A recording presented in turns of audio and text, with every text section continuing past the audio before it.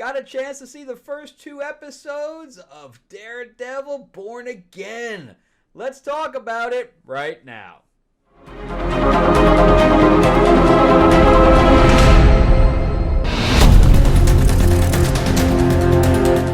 Welcome back to the channel, everyone. Thank you so much for spending time with me as I rant about movies, comic books, and television shows, as well as the occasional board game. I am your host, Frank Zankum, an award-winning screenwriter, novelist, and comic book writer, as well as a filmmaker. And yeah, I got a bunch of stuff going on right now. I'm hoping that we're seeing the contract come in for a Samuel L. Jackson, Anthony Hopkins movie. I've been trying to help get the final financing for, so I'm hoping that's going to get going. I do have some stuff. A lot of people are hitting I just threw the Omanara, Renegades Omanara trailer up. That is a show that I'm currently pitching right now. I possibly have a pretty big showrunner attached to it, but I won't know any. I might be shut down completely. That's why I don't want to talk about it yet. But thank you all for watching that. I just put it up the other day, and I'm about to hit 1,000 views on it already, and I'm not marketing it at all. I threw it up there because I'm moving it from Vimeo. I really don't want to pay the price for Vimeo anymore. It's a waste of money. So I moved it onto YouTube along with the Proof of Concept for Cats, which is my female spy show. But if you want to check those out, you just check out my channel, and they're pretty high up on the list there. But yeah, so I'm trying to get some financing or get a streamer to get involved in Omanara. It's a really good. I've won 5 awards with it so far. I think it's a really good show. So what do I know though? Also remember that my stuff is up on Amazon. If you'd like to read anything that I've written, just type my name into Amazon and you'll see Destiny Aurora, which we have a 4-novel series on, and it also has a graphic novel. It's also on Audible. And then Tales of Ravenor, the Iron Witch, which is a fantasy novel. And I am working on a new comic as well called Fairy Tales of Terror. The artwork's looking pretty good by Joe Sanchez. So, all right, so let's jump into Daredevil Born Again. Like everyone else, I was a fan of the original Netflix series. I thought some of it was a little slow, but I loved the grittiness of it. And the fight scenes were just phenomenal because they were just so brutal. And it reminded me of like Atomic Blonde, where they just kept rolling the camera to the point where the actors would get tired. And it was very, organic when it comes to that, where it seemed very realistic that, these people would slow down because their bodies are getting tired. So it's good stuff. And everybody was really worried after She-Hulk what would happen to Matt Murdock and Daredevil on Disney. Was Disney going to wokeify it and Disney Plus it? Like everything else that they've put on the channel. And again, everybody was very worried that it was not going to match the Netflix series in the least. And that may have been the case originally because they completely reshot it. So whatever they had, I don't know if they had done just a few episodes or whatever, but they came back and reshot it. So the creators of this had nothing to do with the original show. They are matching it from the original Netflix show, but they had nothing to do with the episodes that aired on Netflix. So it's Matt Corman and Chris Ord, and these guys are the creators of Covert Affairs. It's an older show, a very, very good show, and I got to say I think that's a pretty good pick. Covert Affairs was a little bit more light. It was a lighter show because it did have some comedy to it. It also had a blind guy in it. But overall, Covert Affairs was a good show, and I think that is a good crossover. But again, it's older. It's not anything that was recent. And now they're using those guys to create this. I think it's a good match. Uh, so we start out with the death of one of the team members, which pushes Matt over the edge. And I'm not sure I buy too much about Karen just up and leaving. I thought that was very odd.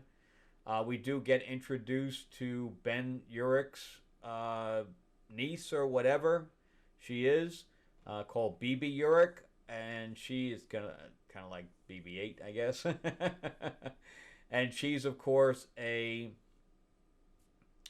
reporter as well. So I like that kind of a nod to Ben Urich. I like that a lot. This was originally, it doesn't really match the comics at all with the same name. But Frank Miller, man, he's not looking too good.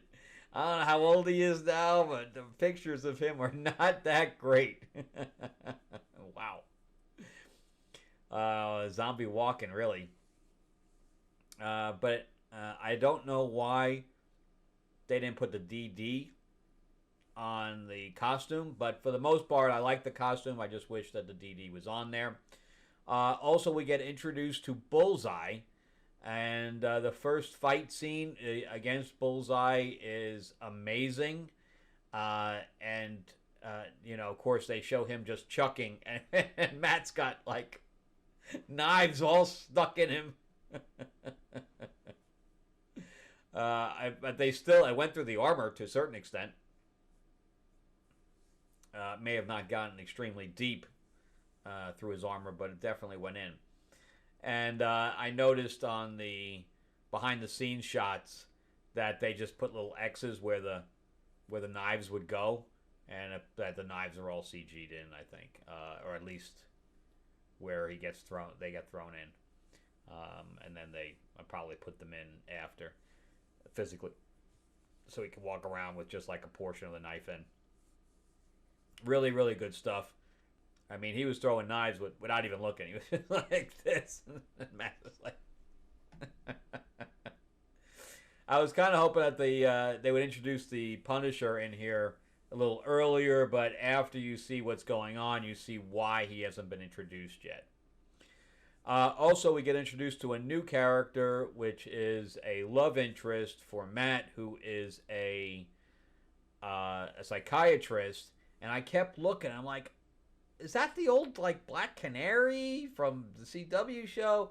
And finally, I realized who it was, and she was from a show called Out in the Cold on Netflix, which is a decent show. It took me a little while to get into it, but she is a spy. Basically, it's a like a covert type of thing. Except this is where it gets a little weird. She could change forms. So she was a mimic. Pretty wild. She could change form, so she was a bit of a mimic.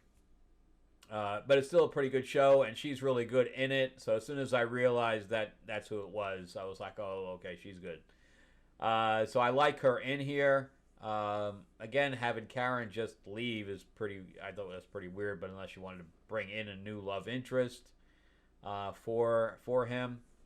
But I think the scenes are very well laid out. I think that the juxtaposition between Kingpin and Daredevil or in this case Matt, because we don't really have a whole lot of Daredevil at this point.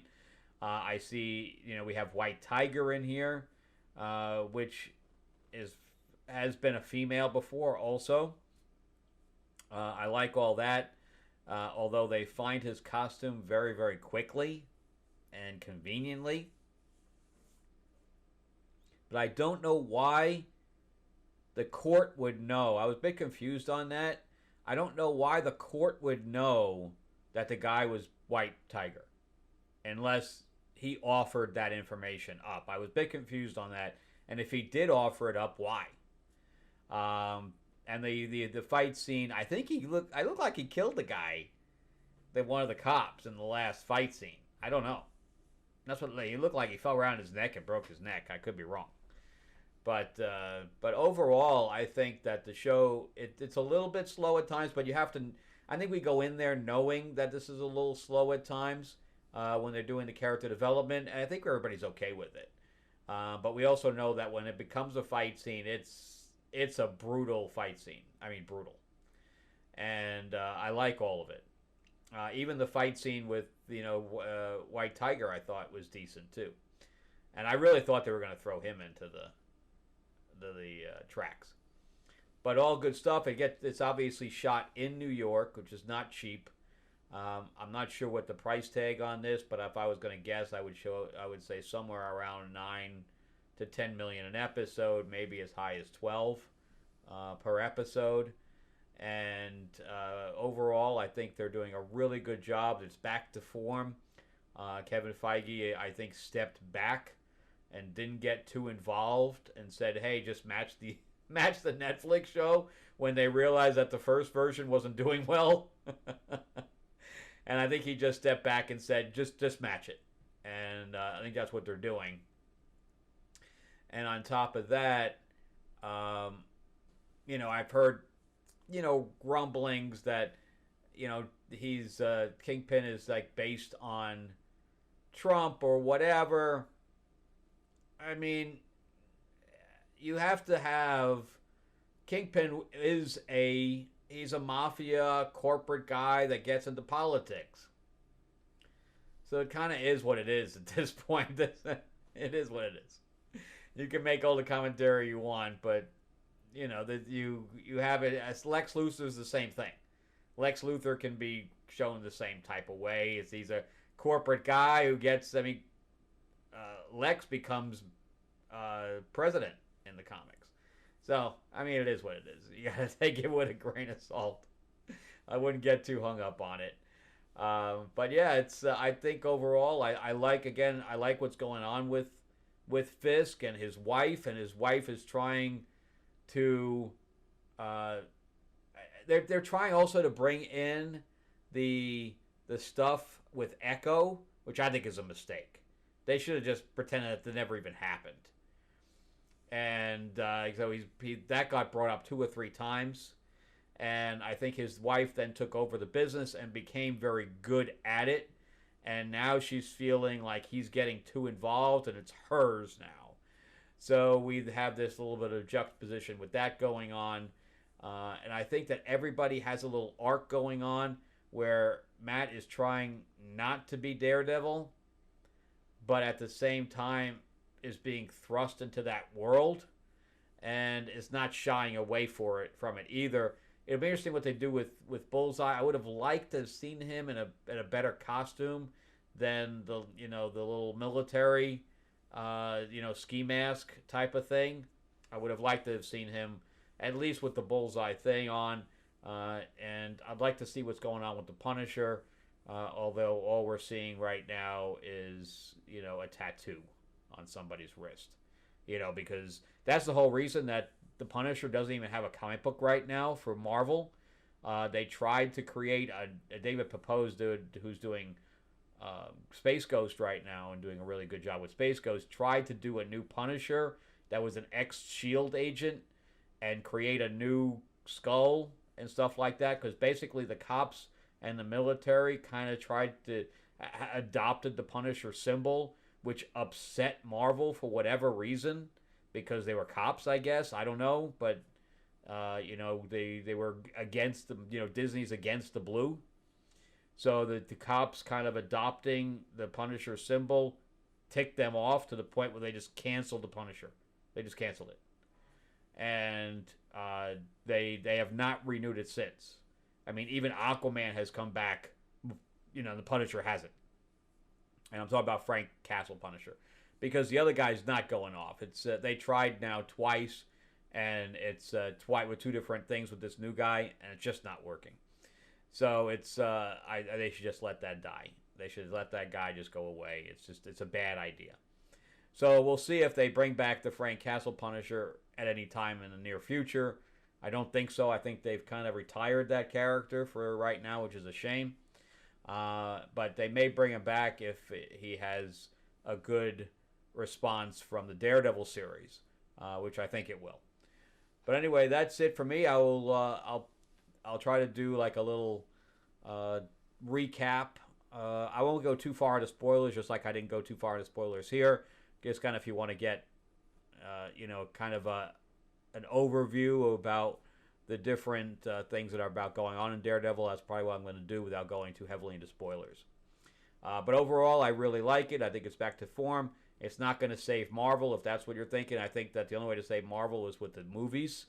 But I don't have high hopes for anything coming out at this point.